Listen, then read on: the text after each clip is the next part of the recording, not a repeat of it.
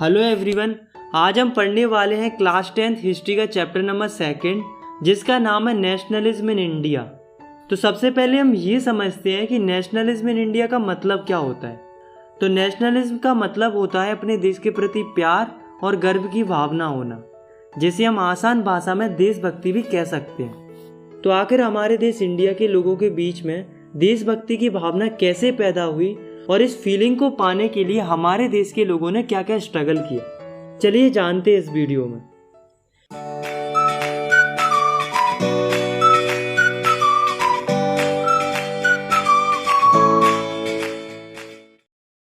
हमारे चैप्टर की शुरुआत होती है 1914 से। ये वो साल थी जब विश्व की दो महान शक्तियां आपस में लड़ाई लड़ने लगती हैं।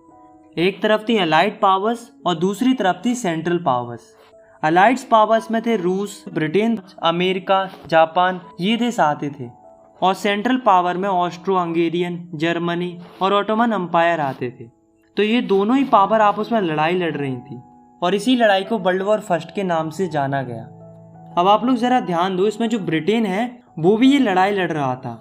हमारी इंडिया का डायरेक्टली इस वॉर से कोई कनेक्शन नहीं था, लेकिन इनडायरेक्टली कनेक्शन था, क्योंकि उस समय पर जो ब्रिटेन था वो हमारी इंडिया के ऊपर कब्जा बनाए हुए था। यानी कि उस समय पर हम ब्रिटिशर्स की कॉलोनी थे।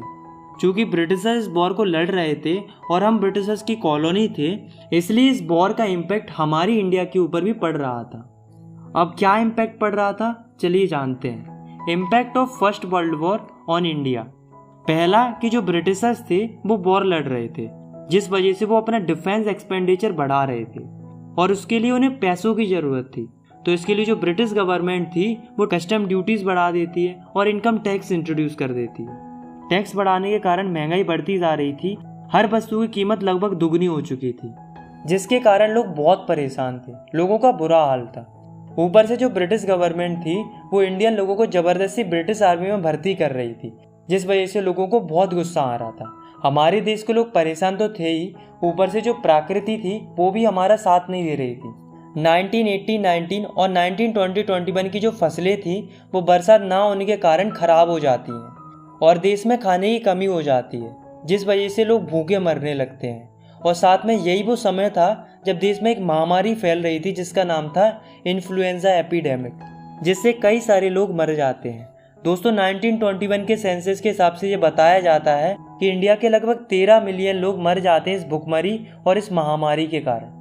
लोगों को लग रहा था कि ये समस्या वॉर के खत्म होने के साथ ही खत्म हो जाएंगी, लेकिन अफसोस ऐसा नहीं हुआ। द आइडिया ऑफ सत्याग्रह। अब दोस्तों, ये जो परेशानियों का दौर चल रहा था, इस दौर में लोगों को जरूरत थी एक ऐसी लीडर की जो इनकी समस्याओं को खत्म करे। तो फाइनली जनवरी 1915 में एंट्री होती है the great man of India की, यानी कि महात्मा गांधी की। गांधी जी साउथ अफ्रीका से इंडिया आते हैं और एक आइडिया लेकर आते हैं जिसका नाम था सत्याग्रह। ये आइडिया था नॉन वायलेंस का, यानी कि अहिंसा का। गांधी जी कहते थे कि हमें जो भी लड़ाई लड़नी है उसे हम प्रेम से लड़ेंगे, बिना किसी अस्त्र शस्त्र का इस्तेमाल किए, सत्य की राह पर चलकर और शांतिपूर्ण तरीके से।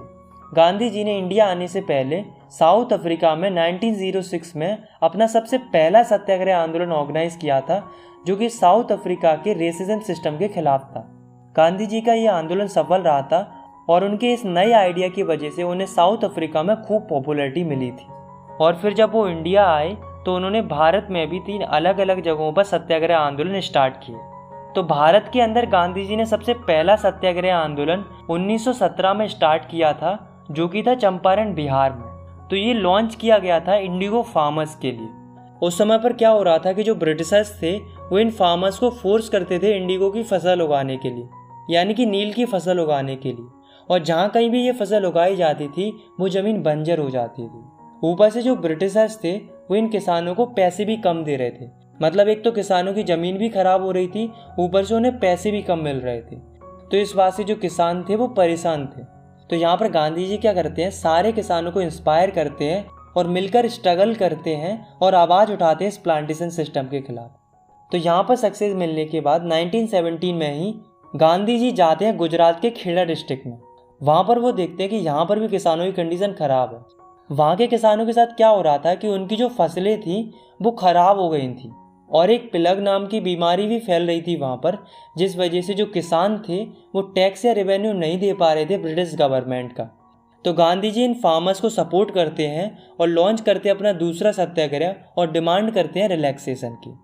तो गांधी जी का जो दूसरा सत्याग्रह था वो भी सक्सेसफुल रहता है और जो किसानों का टैक्स या रेवेन्यू था वो भी माफ़ हो जाता है। इसके बाद 1918 में गांधी जी जाते हैं अहमदाबाद। अहमदाबाद में क्या हो रहा था कि जो वहाँ के वर्कर्स थे उनको बहुत ही कम वेजेस मिलती थी, यानी कि उनको बहुत कम पैसा मिलता था। तो जो वर्कर्स थे वो परेशान थे क्योंकि चीज़ों के दाम बढ़ रहे थे, इसलिए जो वर्कर्स थे वो थोड़े ज़्यादा वेजेस की डिमांड कर रहे थे। तो इसके लिए जो गांधी जी थे वो उनके सपोर्ट के लिए वो अपना तीसरा सत्याग्रह आंदोलन लॉन्च करते हैं और मांग करते हैं उनकी वेजेस बढ़ाने के लिए। तो ये मूवमेंट भी सक्सेसफुल रहता है। तो गांधी जी लगातार 3 बड़े बड़े सत्याग्रह आंदोलन करते हैं देश के अलग अलग हिस्सों में, जो कि सक्सेसफुल रहते हैं। अब दोस्तों जो आंदोलन हो रहे थे देश के अलग अलग जगहों पर, ये सब देखकर जो ब्रिटिशर्स थे वो शांत थोड़ा ना रहेंगे। ब्रिटिशर्स को इस बात से आ गया गुस्सा। ब्रिटिशर्स ने क्या किया कि एक लॉ पास कर दिया जिसका नाम था रॉलेट एक्ट। तो रॉलेट एक्ट एक कानून था जो कि 1919 में पास किया गया था। ये पास किया गया था इंपीरियल लेजिस्लेटिव काउंसिल के द्वारा, जो कि उस समय की ब्रिटिश पार्लियामेंट थी इंडिया के अंदर। इस लॉ की वजह से जो ब्रिटिश गवर्नमेंट थी उसको बहुत ही ज़्यादा इनॉर्मस पावर मिल जाती है। तो ये लॉ क्या कहता था कि जो भी व्यक्ति रिवॉल्यूशनरी एक्टिविटी करते पाया जाएगा तो उसको सीधा 2 साल के लिए जेल में डाल दिया जाएगा बिना किसी ट्रायल के। मतलब उसको कोई मौका नहीं दिया जाएगा अपनी बेगुनाही साबित करने का। ये लॉ इंडियंस के लिए इतना खराब था कि इस लॉ को ब्लैक लॉ भी बोला जाता था। अब जो ब्रिटिश गवर्नमेंट थी उसको जिस किसी पर भी शक होता था वो उसको सीधा जेल में डाल देती थी 2 साल के लिए, चाहे वो कोई आम नागरिक हो और चाहे वो कोई पॉलिटिकल लीडर हो। तो इस रॉलेट एक्ट के अगेंस्ट में जो गांधी जी थे वो अपना सत्याग्रह आंदोलन लॉन्च करते इस रॉलेट एक्ट के विरोध में, जिसको बोला गया रॉलेट सत्याग्रह। तो ये जो सत्याग्रह था वो नेशन वाइड सत्याग्रह था। मतलब अभी तक जो सत्याग्रह हो रहे थे वो देश के अलग अलग रीजन्स में हो रहे थे, पर ये जो सत्याग्रह था वो पूरे नेशन के लिए था, यानी कि पूरी कंट्री के लिए था।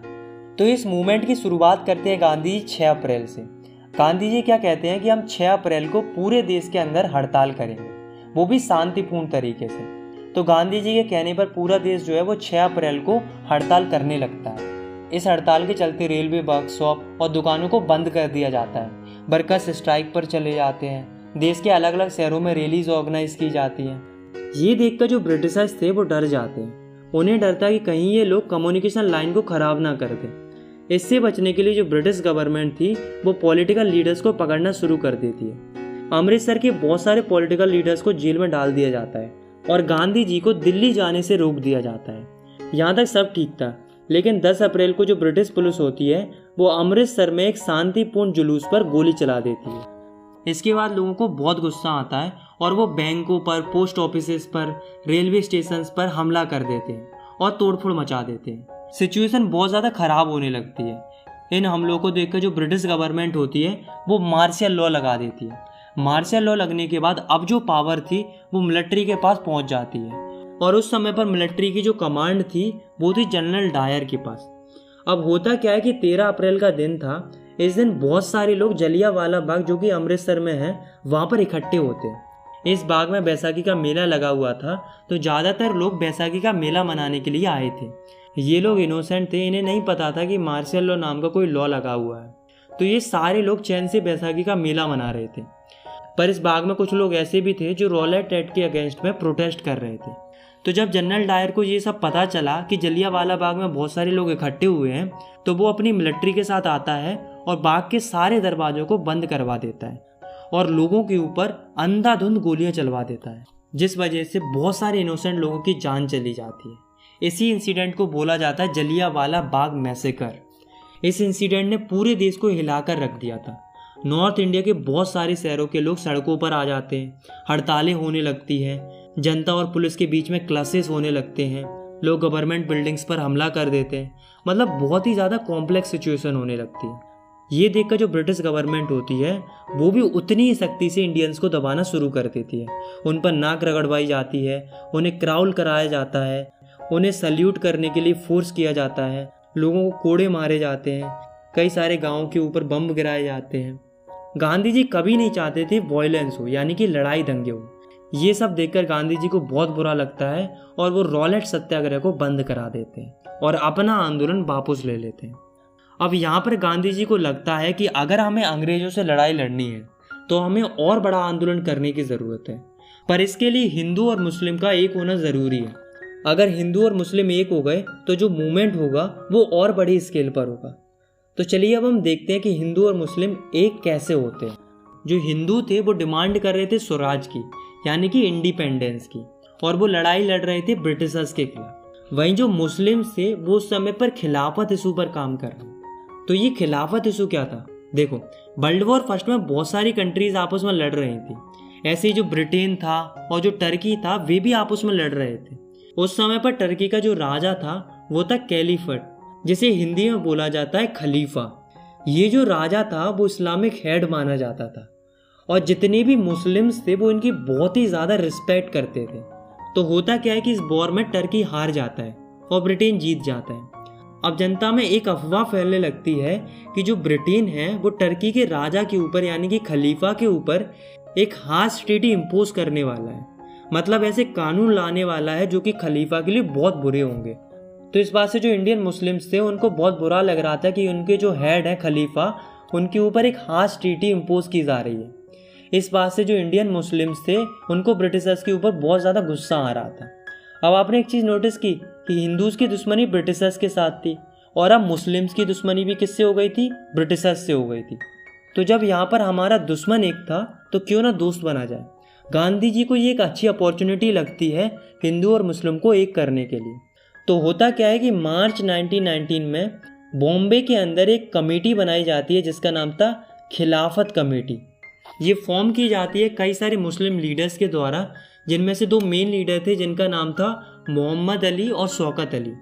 ये दोनों क्या करते हैं, ये गांधी जी के साथ डिस्कशन करते हैं कि मास एक्शन की गुंजाइश है कि नहीं है, मतलब हम बड़ी तादाद में आंदोलन कर सकते हैं या नहीं कर सकते हैं। गांधी जी कहते हैं बिल्कुल कर सकते हैं। अगर ये दोनों कम्युनिटी आपस में मिल गई तो आंदोलन बहुत बड़ी स्केल पर होगा और फिर तुम अपने खिलाफत इशू को निपटा लेना और हम अपने स्वराज इशू को निपटा लेंगे, दोनों का फ़ायदा हो जाएगा। तो इसी मुद्दे पर डिस्कशन चलता है और फाइनली सितंबर 1920 में कलकत्ता के अंदर कांग्रेस का एक सेशन होता है जिसमें गांधी जी कन्वेंस कर लेते हैं अदर कांग्रेस लीडर्स, और इस सेशन के बाद हिंदू और मुस्लिम लीडर्स एक हो जाते हैं और फिर एक नया आंदोलन शुरू करने का विचार करते हैं जिसका नाम था नॉन कोऑपरेशन मूवमेंट, यानी कि असहयोग आंदोलन। अब सवाल ये उठता है कि Gandhi ji non cooperation movement ही शुरू करना क्यों चाहते थे? Why non cooperation? तो इसका आंसर गांधी जी ने बहुत पहले ही दे दिया था।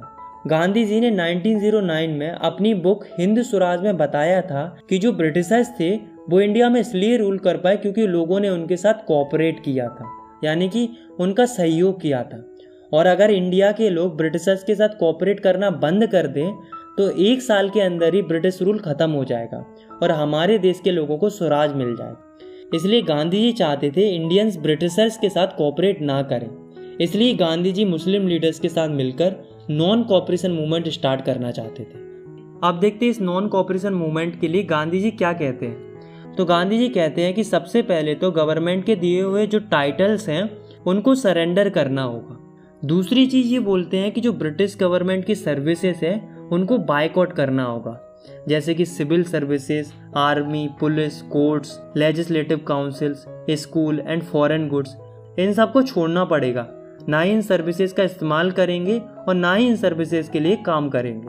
और गांधी जी ये भी कहते हैं कि अगर ब्रिटिश गवर्नमेंट हमारे इस आंदोलन के खिलाफ कुछ एक्शन लेती है या दबाने का प्रयास करती है तो फिर हम एक फुल सिविल डिसोबीडियंस कैंपेन भी चलाएंगे ब्रिटिश गवर्नमेंट के खिलाफ में। तो 1920 की गर्मियों के दौरान गांधी जी और शौकत अली ये दोनों ही निकल पड़ते हैं देश की अलग अलग जगहों पर प्रचार प्रसार के लिए, ताकि ज़्यादा से ज़्यादा लोगों को नॉन कोऑपरेशन मूवमेंट पर जोड़ा जा सके, ताकि मूवमेंट बड़ी स्केल पर हो सके। पर दोस्तों जो इंडियन नेशनल कांग्रेस थी वो सपोर्ट नहीं कर रही थी नॉन कोऑपरेशन मूवमेंट को। अब क्यों सपोर्ट नहीं कर रही थी? तो इसके कुछ कारण थे। पहला कि गांधी जी चाहते थे कि ब्रिटिश की सारी सर्विसेज को बायकॉट कर देना चाहिए, लेकिन जो कांग्रेस थी वो नवंबर 1920 में होने वाले काउंसिल इलेक्शंस को बायकॉट करना नहीं चाह रही थी, क्योंकि वो सोच रहे थे कि अगर हम इलेक्शन जीत गए तो हमारे पास कुछ पावर आ जाएंगी गवर्नमेंट की और फिर हम कुछ चेंजेस कर सकेंगे ब्रिटिश की पॉलिसीज़ के अंदर। दूसरा, कांग्रेस को ये डर था कि जो नॉन कोऑपरेशन मूवमेंट है वो वायलेंस क्रिएट करेगा। तो इन दोनों कारणों की वजह से जो कांग्रेस थी वो इस आंदोलन को सपोर्ट नहीं कर रही थी। लेकिन फिर दिसंबर 1920 में नागपुर में कांग्रेस का एक सेशन होता है जिसमें जो कांग्रेस होती है वो उस नॉन कोऑपरेशन मूवमेंट के लिए तैयार हो जाती है, यानी कि उसको अडॉप्ट कर लेती है।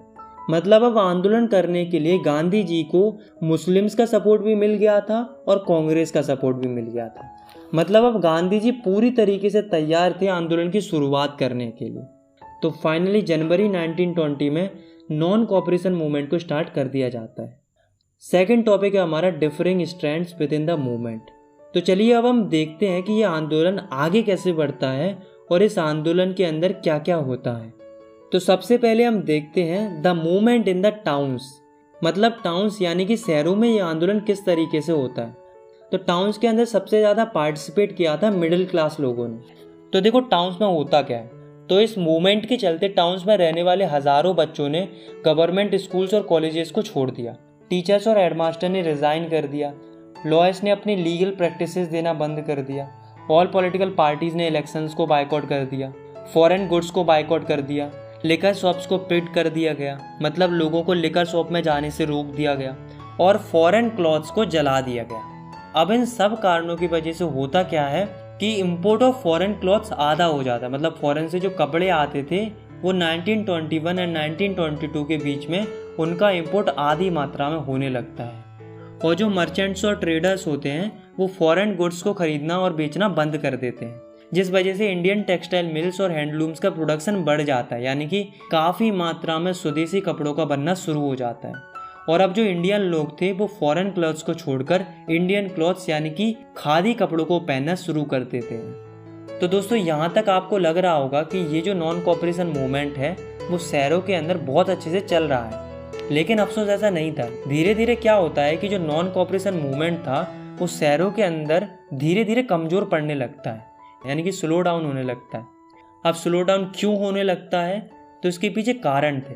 पहला कारण था कि जो इंडियन क्लॉथ थे यानी कि जो खादी क्लॉथ्स थे वो बहुत महंगे थे, क्योंकि उन्हें हाथों से बनाया जाता था।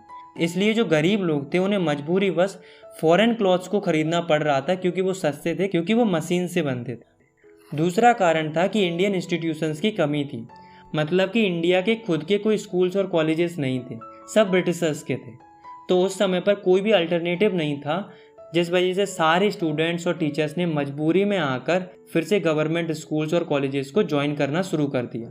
सिमिलरली जो लॉयर थे उनके पास भी कोई और ऑप्शन नहीं था, जिस वजह से वे भी मजबूरी में आकर गवर्नमेंट कोर्स को ज्वाइन कर लेते हैं।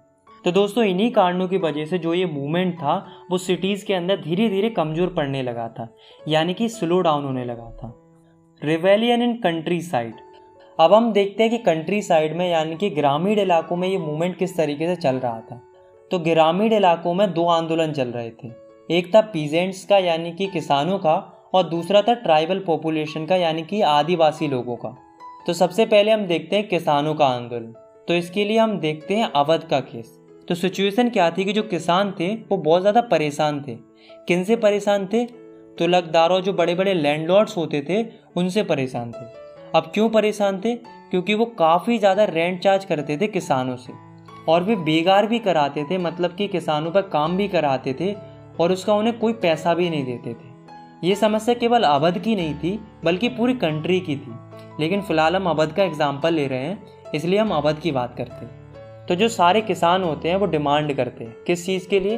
पहला कि रेंट कम कर दिया जाए, दूसरा बेगार को ख़त्म कर दिया जाए, और तीसरा जो ऑपरेसिव लैंडलॉर्ड्स हैं उनका सोशल बायकॉट होना चाहिए।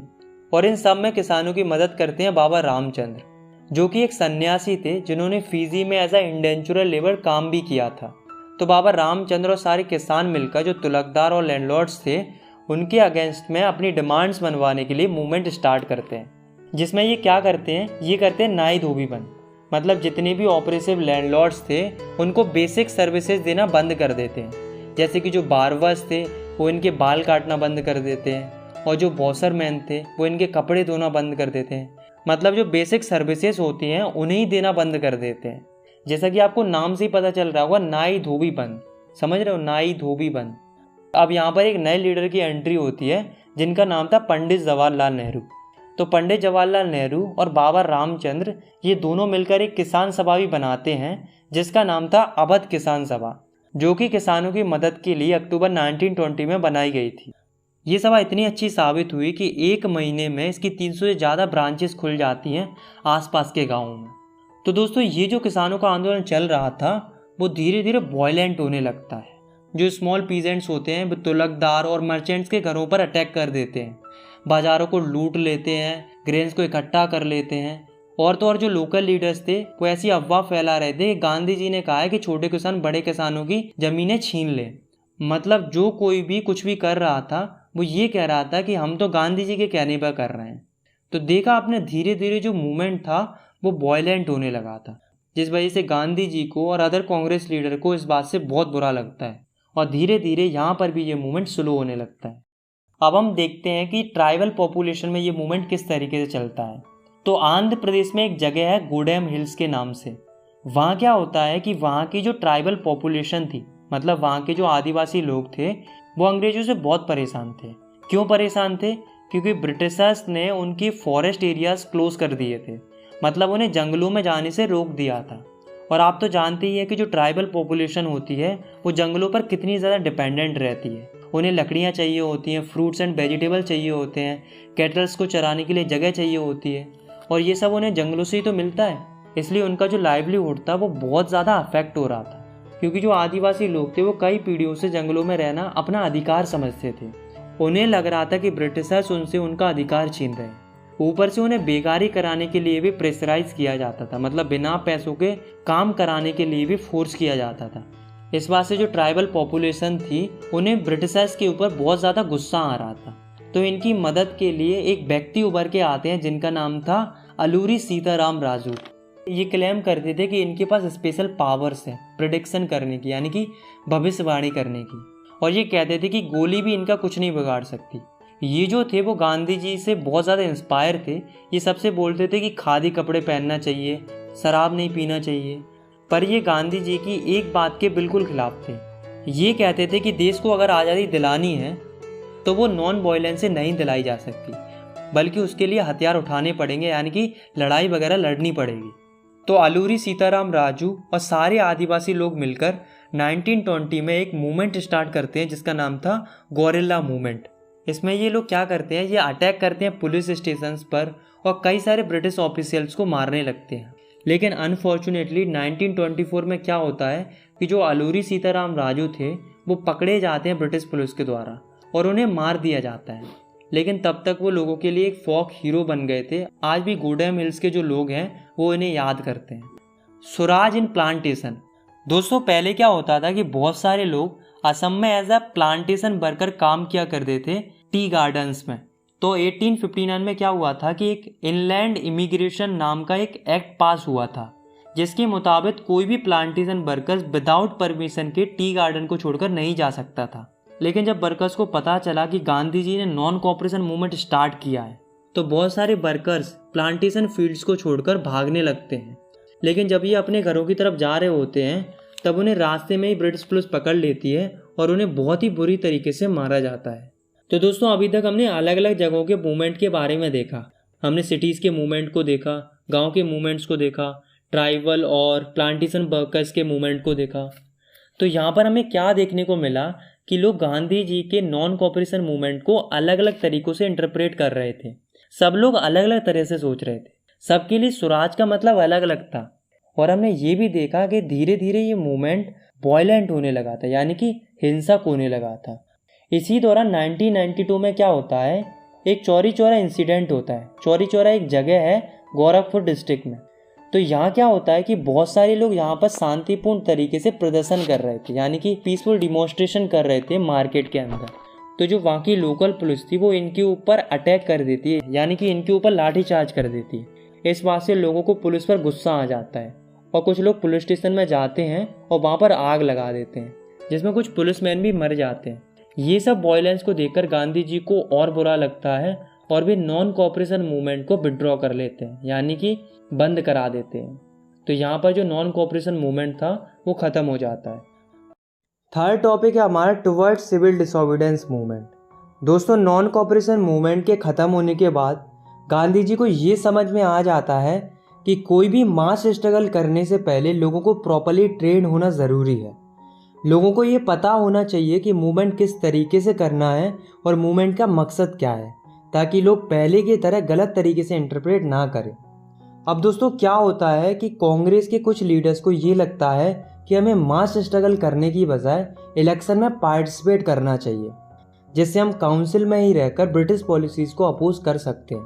तो इसके लिए दो लीडर्स थे जिनका नाम था CR दास और मोतीलाल नेहरू। ये क्या करते हैं, एक पार्टी बनाते हैं जिसका नाम था स्वराज पार्टी। लेकिन दोस्तों जो जवाहरलाल नेहरू थे और जो सुभाष चंद्र बोस थे वो इसमें पार्टिसिपेट ही नहीं करते। वो कहते हैं कि अगर लोगों को पूर्ण स्वराज दिलाना है तो उसके लिए और बड़ा स्ट्रगल करने की ज़रूरत है, ना कि इलेक्शन लड़ने की। लेकिन दोस्तों उस समय पर इंडिया की सिचुएशन कुछ और चल रही थी। दोस्तों दो ऐसे फैक्टर्स थे जिन्होंने हमारे पॉलिटिक्स को काफ़ी ज़्यादा शेप किया, यानी कि काफ़ी ज़्यादा इम्प्रूव किया। पहला फैक्टर था ग्रेट इकोनॉमिक डिप्रेशन। हमने इसके बारे में क्लास 9th में भी पढ़ा था। ये स्टार्ट हुआ था 1929 में। तो इस ग्रेट इकोनॉमिक डिप्रेशन की वजह से इंडिया के ऊपर बहुत बुरा इम्पैक्ट पड़ा था। क्या इम्पैक्ट पड़ा था? पहला कि इस डिप्रेशन के चलते इंडिया में एग्रीकल्चर प्राइसेस बिल्कुल ही कम हो जाती है। दूसरा, एग्रीकल्चर गुड्स की डिमांड कम हो जाती है और एक्सपोर्ट कम हो जाता है, जिस वजह से जो किसान थे वो अपनी फसलें नहीं बेच पा रहे थे और ना ही ब्रिटिशर्स को टैक्स दे पा रहे थे। दूसरा फैक्टर था साइमन कमीशन। देखो क्या था कि ब्रिटेन में एक गवर्नमेंट थी जिसका नाम था टोरी गवर्नमेंट। तो ब्रिटेन की गवर्नमेंट क्या करती है, ये एक कमीशन बनाती है 1927 में, यानी कि कुछ लोगों का एक ग्रुप बनाती है। इस कमीशन को जो लीड कर रहे थे वो थे सर जॉन साइमन, इसलिए इस कमीशन को बोला गया साइमन कमीशन। ये कमीशन क्यों बनाया गया था, इसका ऑब्जेक्टिव क्या था? इसका ऑब्जेक्टिव था इंडिया के कॉन्स्टिट्यूशन को रिव्यू करना और कुछ चेंजेस को सजेस्ट करना, क्योंकि इंडियन लोग पुराने ब्रिटिशर्स के कॉन्स्टिट्यूशन से खुश नहीं थे। पर इस कमीशन में एक प्रॉब्लम थी कि इसमें 7 मेंबर थे और 7 मेंबर ब्रिटिशर्स थे, कोई भी इंडियन नहीं था। तो ये बात इंडियंस को सही नहीं लग रही थी कि एक तो इंडिया के कॉन्स्टिट्यूशन के लिए आ रहे हैं और ऊपर से उसमें इंडिया का कोई भी मेंबर ही नहीं है। तो ये प्रॉब्लम थी। तो जब ये कमीशन 1928 में इंडिया आता है तो बहुत सारे लोग इसका विरोध करते हैं, चाहे वो कांग्रेस हो और चाहे वो मुस्लिम लीग हो। सारे लोग मिलकर साइमन कमीशन का विरोध करते हैं और जोरों शोरों से नारा लगाते हैं, गो बैक साइमन, यानी कि साइमन तुम वापस चले जाओ। इतना हंगामा देखकर ब्रिटिश गवर्नमेंट को लगा कि कहीं सिचुएशन हाथ से ना निकल जाए। तो उस समय पर ब्रिटिश गवर्नमेंट का जो वाइसरॉय था वो था लॉर्ड इरविन। तो लॉर्ड इरविन सिचुएशन को कंट्रोल करने के लिए हमें 2 ऑफर देता है। पहला ऑफर देता है इंडिया के डोमिनेशन स्टेटस का। मतलब लॉर्ड इरविन कहता है कि आप इंडिया का डोमिनेशन स्टेटस ले लो, मतलब आप ही लोग रूल करना, आप ही लोग सब कुछ करना, लेकिन इंडिया रहेगा ब्रिटिशर्स के ही अंडर में। और दूसरा ऑफर देता है कि हम एक राउंड टेबल कॉन्फ्रेंस करेंगे जिसमें इंडिया के फ्यूचर कॉन्स्टिट्यूशन के बारे में डिस्कस करेंगे। तो ये 2 ऑफर देता है। लेकिन जो कांग्रेस थी वो इन दोनों ऑफर से खुश नहीं थी, स्पेशली जो रेडिकल्स थे, यानी कि जो गर्म स्वभाव के व्यक्ति थे कांग्रेस के अंदर, जैसे कि जवाहरलाल नेहरू और सुभाष चंद्र बोस। ये कह रहे थे कि हमें डोमिनेशन स्टेटस नहीं चाहिए, हमें छोटी मोटी आज़ादी नहीं चाहिए, हमें पूरी आज़ादी चाहिए, यानी कि पूर्ण स्वराज चाहिए। इसी बात को इन दिसंबर 1929 में जब लाहौर में कांग्रेस का सेशन होता है तो वहाँ पर पंडित जवाहरलाल नेहरू एक रेजोल्यूशन पास करते हैं और ऑफिशियली डिमांड करते हैं पूर्ण स्वराज की, यानी कि फुल इंडिपेंडेंस की। और ये ऐलान करते हैं कि हम आने वाली 26 जनवरी 1930 को as a independence day celebrate करेंगे और हम आज़ादी की लड़ाई के लिए शपथ भी लेंगे।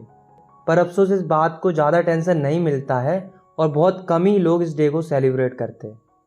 The salt march and the civil disobedience movement, ये सब देखकर गांधी जी को लगा कि पहले लोगों को एकजुट करना ज़रूरी है, तब जाकर कुछ अच्छा मूवमेंट हो पाएगा। तो इस समय पर गांधी जी को एक ऐसी चीज़ की तलाश थी जिससे लोगों को यूनाइट किया जा सके, यानी कि लोगों को एकजुट किया जा सके। तो ये सारी खूबियाँ गांधी जी को दिखती है नमक में। गांधी जी को लगा कि सॉल्ट एक अच्छा सिंबल बन सकता है लोगों को यूनाइट करने के लिए।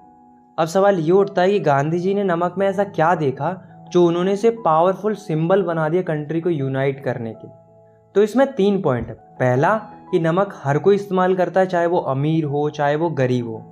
दूसरा कि पहले क्या होता था कि जो ब्रिटिश गवर्नमेंट थी वो नमक पर काफ़ी ज़्यादा टैक्स लेती थी, और सॉल्ट का प्रोडक्शन भी केवल ब्रिटिश गवर्नमेंट ही कर सकती थी, इंडियंस नहीं कर सकते थे। मतलब समझ रहे हो, हमारी नमक पर टैक्स ले रहे थे और ऊपर से हमें नमक भी नहीं बनाने दे रहे थे। तो ये समस्या पूरे देश की थी, इसलिए गांधी जी ने नमक को चुना देश को यूनाइट करने के लिए। तो गांधी जी क्या करते हैं, 31 जनवरी को एक लेटर लिखते हैं वाइसरॉय लॉर्ड इरविन के लिए, जिसमें गांधी जी अपनी 11 डिमांड्स को रखते हैं जो कि सोसाइटी की अलग अलग समस्याओं के ऊपर थी, जिसमें से कुछ डिमांड सॉल्ट टैक्स से रिलेटेड भी थी। और गांधी जी ये भी कहते हैं कि अगर हमारी डिमांड्स 11 मार्च तक नहीं मानी गई तो हम सिविल डिसोबीडियंस मूवमेंट को स्टार्ट कर देंगे। लेकिन दोस्तों, जो लॉर्ड इरविन था वो गांधी जी को हल्के में ले लेता है, मतलब उनकी डिमांड्स को नज़रअंदाज कर देता है। तो जब गांधी जी की डिमांड्स नहीं मानी जाती हैं तो गांधी जी स्टार्ट करते हैं सॉल्ट मार्च, जिसे हम डांडी मार्च भी कहते हैं। तो गांधी जी अपने 78 ट्रस्टेड वॉलंटियर्स के साथ निकल पड़ते हैं। तो ये चलना शुरू करते हैं साबरमती आश्रम से, इन्हें पहुंचना था डांडी, जो कि गुजरात में है। ये पूरी यात्रा थी 240 माइल्स की। तो गांधी जी और उनके वॉलंटियर्स पर डे 10 माइल चलते थे। ये यात्रा पूरे 24 दिन तक चलती है और फाइनली 6 अप्रैल को गांधी जी और अन्य लोग डांडी पहुंच जाते हैं। और वहाँ पर गांधी जी गैर कानूनी तरीके से नमक बनाते हैं और कानून को तोड़ते हैं, और यहीं से शुरुआत होती है सिविल डिसोबीडियंस मूवमेंट की। अब सवाल ये उठता है कि जो नॉन कोऑपरेशन मूवमेंट था, यानी कि जो पहले का मूवमेंट था, और जो सिविल डिसोबीडियंस मूवमेंट है, इसमें क्या अंतर है। देखो, जो नॉन कोऑपरेशन मूवमेंट था उसमें क्या था कि हमें ब्रिटिशर्स के साथ केवल कोऑपरेट नहीं करना था, केवल इतना ही था। वही जो सिविल डिसोबीडियंस मूवमेंट है, इसका ऑब्जेक्टिव था कि हमें ब्रिटिशर्स के साथ कोऑपरेट भी नहीं करना है और साथ में हमें उनके कानूनों को भी तोड़ना है। चूँकि गांधी जी ने नमक कानून को तोड़कर सिविल डिसोबीडियंस मूवमेंट की शुरुआत कर दी थी, तो उन्हें देखकर देश की अलग अलग जगहों पर भी लोग नमक कानून को तोड़ने लगते हैं। लोग फॉरेन क्लॉथ्स को बाइकआउट करने लगते हैं, लिकर शॉप्स को पिक कर देते हैं, और जो पीजेंट्स थे वो चौकीदारी टैक्स देना बंद कर देते हैं। और दोस्तों, जो ट्राइबल लोग थे वो फॉरेस्ट लॉज को तोड़ देते हैं, मतलब जंगलों में घुसना स्टार्ट कर देते हैं। ये सब देखकर ब्रिटिश गवर्नमेंट शांत थोड़ा ना रहेगी। तो ब्रिटिश गवर्नमेंट यहाँ क्या करती है, एक एक करके जो पॉलिटिकल लीडर्स थे जो कि आंदोलन कर रहे थे उनको अरेस्ट करना शुरू कर देती है, जिस वजह से वायलेंट क्लासेस होने लगते हैं। गवर्नमेंट लोगों को ब्रूटली मारना शुरू कर देती है। देखते ही देखते अप्रैल 1930 में अब्दुल गफ्फर खान, जो कि पेशावर में आंदोलन कर रहे थे, उनको अरेस्ट कर लिया जाता है, और बाद में जाकर महात्मा गांधी जी को भी अरेस्ट कर लिया जाता है। ये सब देखकर जनता और भी ज़्यादा भड़क जाती है और काफ़ी ज़्यादा वायलेंस होने लगता है। इंडिया के लगभग 1 लाख लोगों को जेल में डाल दिया जाता है। ये सब देखकर गांधी जी को बहुत बुरा लगता है। गांधी जी वायलेंस बिल्कुल नहीं चाहते थे, इसलिए Gandhi ji civil disobedience movement को भी कॉल्ड ऑफ कर देते हैं, यानी कि बंद कर देते हैं। और एक पैक्ट साइन होता है, यानी कि एक समझौता होता है गांधी जी और लॉर्ड इरविन के बीच में, जिसे बोला जाता है गांधी इरविन पैक्ट। ये हुआ था 5 मार्च 1931 में। तो इस समझौते में होता क्या है कि गांधी जी से बोला जाता है, यानी कि लॉर्ड इरविन गांधी जी से कहता है कि उनको सेकेंड राउंड टेबल कॉन्फ्रेंस में पार्टिसिपेट करना होगा। तो गांधी जी कहते हैं कि मैं तैयार हूँ, बट मेरी एक कंडीशन है कि जिन पॉलिटिकल लीडर्स को आपने अरेस्ट करके रखा है उनको रिलीज करना होगा। तो ये दोनों लोग राजी हो जाते हैं। तो ये था गांधी इरविन पैक्ट। तो गांधी जी जाते हैं London second round table conference को अटेंड करने के लिए, जैसा कि समझौता हुआ था लॉर्ड इरविन के साथ। लेकिन अफसोस वहाँ पर गांधी जी की कोई भी बात नहीं सुनी जाती है। यानी कि गांधी जी जब लौट कर आते हैं तो वो काफ़ी ज़्यादा डिसअपॉइंटेड रहते हैं, और जब वो लौट कर आते हैं तब वो ये भी देखते हैं कि जो गफ्फर खान थे और जो जवाहरलाल नेहरू थे वो अभी भी जेल में थे, और इन लोगों ने कांग्रेस पार्टी को भी इलीगल डिक्लेयर कर दिया था। मतलब गांधी जी की गैर मौजूदगी का ब्रिटिशर्स ने बहुत अच्छा फ़ायदा उठाया था। ये सब देखकर गांधी जी को लगता है कि हमारे साथ धोखा हुआ है, और गांधी जी डिसाइड करते हैं कि हम फिर से सिविल डिसोबीडियंस मूवमेंट को लॉन्च करेंगे। और गांधी जी ये मूवमेंट लॉन्च भी करते हैं। लेकिन अफसोस 1934 तक जो मूवमेंट था वो अपना सारा मूवमेंटम लूज कर चुका था। How participants so the movement, मतलब इस टॉपिक में हम देखेंगे कि जो अलग अलग ग्रुप्स थे उन्होंने इस मूवमेंट में किस किस तरीके से पार्टिसिपेट किया था। तो सबसे पहले हम देखते हैं रिच पीजेंट्स के बारे में, मतलब कि जो रईस किसान थे, जैसे कि Patidars of Gujarat, Jats of UP. तो इनके साथ क्या था, ये जो लोग थे वो कमर्शियल क्रॉप्स उगाते थे, मतलब पैसे कमाने के लिए फसलें उगाते थे। तो जब इकोनॉमिक डिप्रेशन आता है तो जो ये रिच पीजेंट थे वो बहुत ज़्यादा अफेक्ट होते हैं, क्योंकि डिप्रेशन के चलते फसलों के दाम गिर गए थे, इसलिए इनकी इनकम भी कम हो गई थी, जिस कारण से जो रिच पीजेंट्स थे वो ब्रिटिशर्स को टैक्स या रेवेन्यू पे नहीं कर पा रहे थे। तो जब गांधी जी ने सिविल डिसोबीडियंस मूवमेंट को स्टार्ट किया तो ये लोग भी काफ़ी ज़्यादा पार्टिसिपेट करते हैं इस मूवमेंट में। और ये क्यों पार्टिसिपेट करते हैं? क्योंकि इन्हें हाई रेवेन्यू को कम करवाना था। लेकिन इन्हें इस बात से बहुत बुरा लगता है और ये काफ़ी ज़्यादा डिसअपॉइंटेड होते हैं इस बात से कि जो सिविल डिसोबीडियंस मूवमेंट होता है वो बंद कर दिया जाता है 1931 में, और उनका जो रेवेन्यू रेट था वो भी कम नहीं हुआ था। तो जब गांधी जी ने सिविल डिसोबीडियंस मूवमेंट को फिर से लॉन्च किया तो इन लोगों ने 1932 में फिर से पार्टिसिपेट नहीं किया, क्योंकि ये सोच रहे थे कि कोई फ़ायदा ही नहीं होता तो क्यों करे पार्टिसिपेट। तो अब हम देखते हैं पुअर पीजेंट्स के बारे में, यानी कि जो पुअर पीजेंट्स थे, यानी कि जो गरीब किसान थे, उन्होंने किस तरीके से पार्टिसिपेट किया था और क्यों किया था। तो जो पुअर पीजेंट्स थे वो क्या करते थे, उनके पास खुद की ज़मीन तो होती नहीं थी, इसलिए वे बड़े बड़े लैंडलॉर्ड्स यानी कि जो बड़े बड़े जमींदार होते थे उनकी ज़मीन पर खेती करते थे और उनके बदले में उन्हें रेंट देते थे। तो जो इकोनॉमिक डिप्रेशन था वो कंटिन्यू था, जिस वजह से जो स्मॉल पीजेंट्स थे वे लैंडलॉर्ड्स को रेंट नहीं दे पा रहे थे। तो जब मूवमेंट स्टार्ट हुआ तो ये डिमांड करते हैं कि जो लैंडलॉर्ड्स हैं वो इनके अनपेड रेंट को माफ़ कर दे, यानी कि जो बकाया रेंट है उसको माफ़ कर दे। लेकिन दोस्तों जो कांग्रेस थी वो इस नो रेंट कैंपेन को सपोर्ट नहीं कर रही थी, क्योंकि ये इन रिच पीजेंट्स यानी कि जो बड़े बड़े जमींदार थे उनसे बिगाड़ना नहीं चाह रही थी, क्योंकि अगर ये पुअर पीजेंट्स को सपोर्ट करेंगे कहीं जो बड़े बड़े लैंडलॉर्ड्स हैं वो नाराज़ ना हो जाएं, इस डर से ये पुअर पीजेंट्स को सपोर्ट ही नहीं करते। अब हम देखते हैं कि जो बिजनेस क्लास थी उसने किस तरीके से और क्यों पार्टिसिपेट किया था। तो दोस्तों जो बिजनेस क्लास थी, जैसे कि जो मर्चेंट्स थे, इंडस्ट्रियलिस्ट थे, इनकी उस समय पर दो समस्याएं चल रही थी। पहली कि जो ब्रिटिश गवर्नमेंट थी उसने ऐसी पॉलिसीज़ बना रखी थी जो इनकी बिजनेस एक्टिविटीज़ को रिस्ट्रिक्ट करती थी, मतलब ऐसे कानून बना रखे थे जिससे बिजनेसमैन खुल के बिजनेस नहीं कर पा रहे थे। इनके ऊपर रिस्ट्रिक्शन थे कि ये नहीं कर सकते, वो नहीं कर सकते, लाइक दैट। तो ये चाह रहे थे कि ऐसी पॉलिसीज़ को हटना चाहिए जो इनकी बिजनेस एक्टिविटीज़ को रिस्ट्रिक्ट करती हैं। दूसरी समस्या थी कि इंडिया में बाहर से फॉरेन गुड्स इंपोर्ट होता था, जिस वजह से जो बिजनेस क्लास थी उसे बहुत ज़्यादा लॉस होता था, क्योंकि जो फॉरेन गुड्स होते थे वो बहुत सस्ते होते थे, तो ऐसे में इनका सामान तो कोई खरीदेगा ही नहीं। इसलिए जो बिजनेस क्लास थी वो ये चाह रही थी कि जो फॉरेन गुड्स का इंपोर्ट हो रहा है इंडिया में वो रोक दिया जाए। इसके लिए जो बिजनेस क्लास थी वो दो फेडरेशन भी बनाती है, जिसका नाम था Indian industrial and commercial Congress, जो कि 1920 में बनाई गई थी, और दूसरी थी federation of Indian chamber of commerce and industries, यानी कि FICCI फिक्की, जो कि 1927 में बनाई गई थी। और दोस्तों दो बड़े बड़े इंडस्ट्रियलिस्ट थे जो कि बिजनेस क्लास को लीड कर रहे थे, जिनका नाम था परसोत्तम दास ठाकुरदास एंड GD बिरला। तो जब 1930 में सिविल डिसोबीडियंस मूवमेंट को स्टार्ट किया जाता है तो जो बिजनेस क्लास थी वो बहुत ज़्यादा पार्टिसिपेट करती है। ये क्या करते हैं, जो बाहर से सामान इंपोर्ट होता था उसे खरीदना और बेचना बंद कर देते हैं, और साथ में ये मूवमेंट को फाइनेंशियली सपोर्ट भी करते हैं, मतलब मूवमेंट के लिए पैसे वगैरह देते हैं। अब हम देखते हैं इंडस्ट्रियल वर्किंग क्लास को।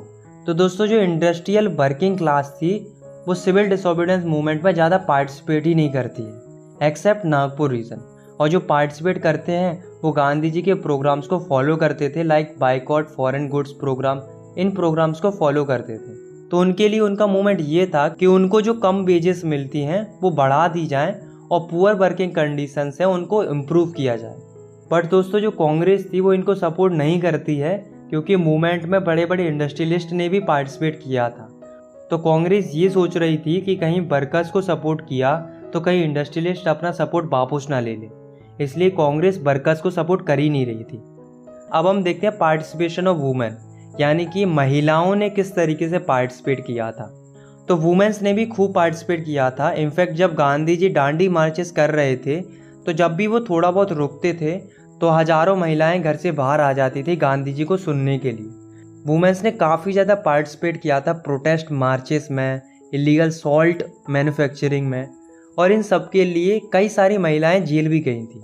तो कहीं ना कहीं मूवमेंट में वुमेन्स का भी काफ़ी ज़्यादा रोल रहा था। The limits of civil disobedience movement. अब हम देखते हैं कि सिविल डिसोबीडियंस मूवमेंट में कमी कहाँ रह गई थी। तो दोस्तों ऐसा नहीं था कि सिविल डिसोबीडियंस मूवमेंट में सबने पार्टिसिपेट किया हो, बल्कि दो ऐसे ग्रुप्स भी थे जिन्होंने इस मूवमेंट में पार्टिसिपेट ही नहीं किया था। पहला था दलित्स का और दूसरा था मुस्लिम्स का। इन दोनों ग्रुप्स ने पार्टिसिपेट ही नहीं किया था। तो सबसे पहले हम देखते हैं दलित्स के बारे में कि उन्होंने क्यों पार्टिसिपेट नहीं किया था। तो इसका रीज़न था कि दलित्स ने इसलिए पार्टिसिपेट नहीं किया था क्योंकि जो कांग्रेस थी वो दलित्स को सपोर्ट नहीं कर रही थी, बल्कि इग्नोर कर रही थी। क्योंकि कांग्रेस को ये डर था कि कहीं अगर उन्होंने दलित्स को सपोर्ट किया तो जो हाई क्लास हिंदू हैं वो ऑफेंड ना हो जाए, यानी कि बुरा ना मान जाए। क्योंकि उस समय पर जो हाई क्लास हिंदू थे उनका बहुत ज़्यादा पार्टिसिपेशन था मूवमेंट के अंदर, इसलिए कांग्रेस दलित्स को सपोर्ट करके इन हाई क्लास हिंदूज के साथ बिगाड़ना नहीं चाह रही थी। और दोस्तों यही वो रीज़न था जिस वजह से जो कांग्रेस थी वो दलित्स को सपोर्ट ही नहीं कर रही थी। लेकिन दोस्तों भले ही कांग्रेस सपोर्ट नहीं कर रही थी, लेकिन दोस्तों जो गांधी जी थे वो पूरा सपोर्ट कर रहे थे दलित्स लोगों को। गांधी जी कहते थे कि जो दलित्स हैं वो हरिजन्स हैं, यानी कि भगवान की संतान है। और गांधी जी ये भी कहते थे कि अगर हमने सोसाइटी से इस अनटचेबिलिटी यानी कि छुआछूत की जो सोच है उसे नहीं बदला तो हमें कभी भी स्वराज नहीं मिलेगा। इसलिए जो दलित्स लीडर थे वो एक सेपरेट इलेक्टोरेट की मांग कर रहे थे, मतलब एक अलग से इलेक्टोरेट की मांग कर रहे थे दलित्स के लिए। तो जो B.R. अम्बेडकर जी थे वो भी दलित्स को काफ़ी ज़्यादा सपोर्ट करते हैं कि हाँ दलित्स को सेपरेट इलेक्टोरेट मिलना चाहिए। इसके लिए B.R. अम्बेडकर जी ने दलित्स के लिए एक ऑर्गेनाइजेशन भी बनाई थी जिसका नाम था डिप्रेस्ड क्लास एसोसिएशन, जो कि 1930 में बनाई गई थी। लेकिन दोस्तों जो गांधी जी थे वो खुश नहीं थे। गांधी जी सपोर्ट कर रहे थे दलित्स को नो डाउट, पर गांधी जी को इस बात से बुरा लग रहा था कि सेपरेट इलेक्टोरेट की मांग की जा रही है, क्योंकि गांधी जी लोगों को जोड़ना चाहते थे ना कि तोड़ना चाहते थे। गांधी जी का मानना ये था कि दलित्स को अगर सेपरेट इलेक्टोरेट दे दिया गया तो इससे सोसाइटी में डिसइंटीग्रेशन और बढ़ेगा ना कि कम होगा। तो गांधी जी अपनी बात मनवाने के लिए फास्ट अनटू डेथ स्टार्ट करते हैं, मतलब गांधी जी खाना वगैरह छोड़ देते हैं। कहते हैं कि चाहे मैं मर जाऊं लेकिन मैं खाना नहीं खाऊंगा। सारे लोग गांधी जी की बहुत ज़्यादा रिस्पेक्ट करते थे, इसलिए वे मान जाते हैं। फिर क्या होता है, एक पूना पैक्ट साइन होता है सितंबर 1932 में, मतलब कि एक समझौता होता है अम्बेडकर जी और गांधी जी के बीच में, जिसमें गांधी जी प्रॉमिस करते हैं कि मैं सेपरेट इलेक्टोरेट तो नहीं पर मैं डिप्रेस्ड क्लास के लिए सीट रिजर्व ज़रूर करवा दूंगा provisional and central legislative council में। तभी आप देखते होंगे कि जो बैकवर्ड क्लास होती हैं जैसे कि SC ST, तो इन्हें आज भी रिजर्वेशन मिलता है।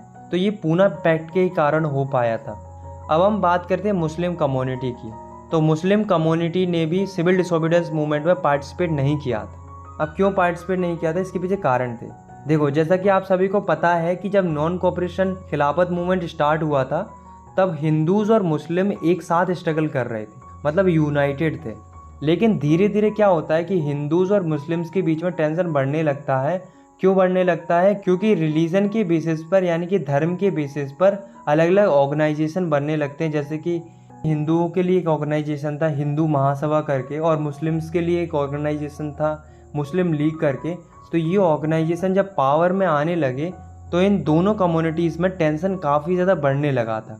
लेकिन 1927 में कांग्रेस और मुस्लिम लीग ने अलायंस बनाना चाहा ताकि ब्रिटिशर्स के खिलाफ मिलकर लड़ाई लड़ी जा सके। मुस्लिम कम्युनिटी के एक लीडर थे जिनका नाम था मोहम्मद अली जिन्ना। तो ये डिमांड करते हैं एक सेपरेट इलेक्टोरेट की, बट जो कांग्रेस थी वो इसके लिए राज़ी नहीं होती है। वो कह रही थी कि सबके लिए जॉइंट इलेक्टोरेट होना चाहिए, ना कि अलग से कोई इलेक्टोरेट होना चाहिए। तो बहुत कन्वेंस करने के बाद मोहम्मद अली जिन्ना तैयार हो जाते हैं जॉइंट इलेक्टोरेट के लिए, पर इनकी कुछ कंडीशंस थी। जैसे कि वो चाहते थे कि सेंट्रल असेंबली में मुस्लिम्स के लिए 1/3 सीट रिजर्व कर दी जाए, और बंगाल और पंजाब में जितनी मुस्लिम पॉपुलेशन है उसी के हिसाब से सीट मिले। मगर कांग्रेस ने इन कंडीशंस को नहीं माना, जिस वजह से कांग्रेस और मुस्लिम लीग के बीच में दूरियां बढ़ती गई। इसलिए जब 1930 में गांधी जी ने सिविल डिसोबीडियंस मूवमेंट स्टार्ट किया तब मुस्लिम कम्युनिटी ने पार्टिसिपेट ही नहीं किया था। लास्ट टॉपिक है हमारा the sense of collective blogging. मतलब इस टॉपिक में हम पढ़ेंगे कि लोगों में सेंस ऑफ कलेक्टिव ब्लॉगिंगनेस कैसे आती है, मतलब सामूहिक अपनेपन का भाव कैसे पैदा होता है। तो इसमें 5 पॉइंट है। पहला है यूनाइटेड स्ट्रगल। उस समय पर क्या था कि सब लोगों का एक ही मकसद था कि इंडिया को ब्रिटिशर्स से आज़ाद कराना। तो यानी कि यहाँ पर सबका एक ही विज़न था। तो सभी लोग मिलकर स्ट्रगल करते हैं, जिस वजह से लोग यूनाइट होने लगते हैं, लोगों में यूनिटी की फीलिंग्स आने लगती हैं। दूसरा है कल्चरल प्रोसेसेस। दोस्तों, लोगों ने अपने देश के कल्चर के साथ रिलेट करना स्टार्ट कर दिया था। बहुत सारी folk stories, folk song, regional language, इन सब के चलते लोग अपने कल्चर्स के साथ जुड़ने लगते हैं, यानी कि अपने कल्चर के साथ रिलेट करने लगते हैं। तीसरा है फिगर्स एंड इमेजेस। 18th और 19th सेंचुरी में जो आर्टिस्ट थे वो कंट्रीज़ को रिप्रेजेंट करते थे अलग अलग एलोगोरीज के थ्रू, जैसे कि जर्मनी की एलोगोरी थी जर्मेनिया, फ्रांस की एलोगोरी थी मैरियन। तो इस तरीके से कंट्रीज़ को रिप्रेजेंट किया जाता था अलग अलग फिगर्स और पेंटिंग्स के थ्रू, जैसा कि हमने पिछले चैप्टर में भी पढ़ा था। ठीक उसी प्रकार से 20th सेंचुरी में इंडिया को रिप्रेजेंट किया जाता है भारत माता से। भारत माता की इमेज सबसे पहले बनाई थी बंकिम चंद्र चट्टोपाध्याय ने, और उन्होंने भारत माता की सराहना में एक गीत भी लिखा था जिसका नाम था वंदे मातरम। इस सॉन्ग को उन्होंने अपनी नोवेल आनंद मठ में भी इंक्लूड किया था। इनफैक्ट जब 1905 में स्वदेशी मूवमेंट चला था तब बढ़ चढ़ के लोगों ने वंदे मातरम सॉन्ग को गाया था, और बाद में जाकर अभिनेंद्र नाथ टैगोर ने भारत माता की पेंटिंग बनाई जिसमें जो भारत माता थी काम, कंपोज्ड और डिवाइन एंड स्पिरिचुअल दिखाई दे रही थी। फोर्थ है फ्लैग। तो फ्लैग की वजह से भी इंडियन लोगों में सेंस ऑफ कलेक्टिंग ब्लॉगिंगनेस जागती है, क्योंकि जो फ्लैग होता है वो पूरी कंट्री को रिप्रेजेंट करता है। तो हमारे देश के लिए भी अलग अलग फ्लैग बन रहे थे, जैसे कि बंगाल में जब स्वदेशी मूवमेंट हुआ तो एक फ्लैग बनाया गया था जिसमें 3 कलर थे, ग्रीन, येलो और रेड, और इसमें ऊपर की साइड 8 लोटस थे जो कि 8 प्रोविंसीज को दर्शा रहे थे। बाद में जाकर 1921 में गांधी जी ने भी एक फ्लैग बनाया था जिसमें रेड, ग्रीन, वाइट 3 कलर थे, और बीच में एक स्पिनिंग व्हील था जो कि सेल्फ हेल्प को रिप्रेजेंट करता था। फिफ्थ है री इंटरप्रिटेशन ऑफ हिस्ट्री। जब लोगों को समझ में आया कि एंशिएंट टाइम में हमारा देश बहुत डेवलप्ड था हर फील्ड में, चाहे वो आर्ट एंड एग्रीकल्चर हो, रिलीजन एंड कल्चर हो, सब कुछ बहुत अच्छा था, हमारी हिस्ट्री बहुत गजब की थी। लेकिन जब से ये अंग्रेज़ आए हैं तब से हमारा कल्चर डिक्लाइन होता गया है, यानी कि गिरता चला गया है। तो अगर हमें वापस से पहले जैसी तरक्की चाहिए तो सबसे पहले तो हमें ब्रिटिश रूल से इंडिया को आज़ादी दिलानी होगी।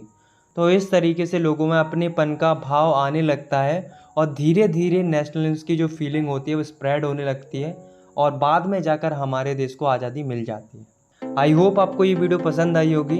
अगर आपको ये वीडियो पसंद आई तो आप इस वीडियो को लाइक कर सकते हो, और आप इस चैनल को सब्सक्राइब भी कर सकते हो ऐसी क्लास 10 की वीडियोस आगे देखने के लिए। मिलते हैं नेक्स्ट वीडियो में, तब तक के लिए टेक केयर, बाय बाय। और हाँ, इंस्टाग्राम पे फॉलो कर लेना, लिंक डिस्क्रिप्शन में।